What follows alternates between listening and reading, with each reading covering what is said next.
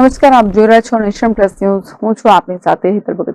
સાવલીમાં આંતરરાષ્ટ્રીય હિન્દુ પરિષદ દ્વારા સાવલી તાલુકા સેવા સદન ખાતે મામલતદારને આવેદનપત્ર આપવામાં આવ્યું છે. સમગ્ર ભારતમાં પહેલગામમાં થયેલા આતંકવાદી હુમલાને લઈને લોકોમાં રોષ ફાટી નીકળ્યો છે, ત્યારે સાવલી આંતરરાષ્ટ્રીય હિન્દુ પરિષદ દ્વારા મામલતદારને આવેદનપત્ર આપવામાં આવ્યું છે.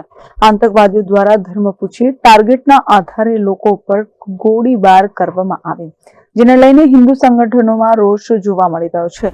જેને પગલે સાવલી ખાતે આંતરરાષ્ટ્રીય હિન્દુ પરિષદ દ્વારા આ હુમલાને કડક શબ્દોમાં વખોડી કાઢવામાં આવે અને તેની પાછળ જવાબદાર જે કોઈ પણ આતંકવાદી સંગઠન હોય તેની સામે કડકમાં કડક સજા આપવામાં આવે તેવી માંગ સાથે આજરોજ સાવલી મામલતદારને આવેદનપત્ર આપવામાં આવ્યું છે. ગઈકાલે જે પહેલગામમાં આતંકી હુમલો થયો એને લઈને વિશ્વ આંતરરાષ્ટ્રીય હિન્દુ પરિષદ આજે આવેદનપત્ર આપ્યું છે સાવલીના મામલતદારશ્રીને. અમારી માંગણી છે કે આ આતંકીઓ સામે સખ્તમાં સખ્ત કાર્યવાહી થાય.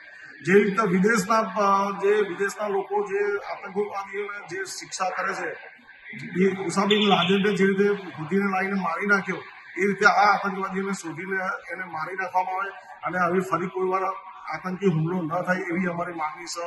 આજે અમે આંતરરાષ્ટ્રીય વિશ્વ હિન્દુ પરિષદ દ્વારા આવેદનપત્ર આપવામાં આવ્યું છે. Bureau report, nation plus news, Savli.